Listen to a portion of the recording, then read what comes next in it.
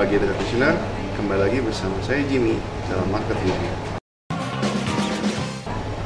Emas sudah turun dari level tingginya 1.557 US dollar per troy ounce pada minggu lalu ke 1.495 US dollar per troy ounce pada minggu ini, dan sekarang harganya stabil di kisaran 1.500 sampai 1.498 US dollar per troy ounce.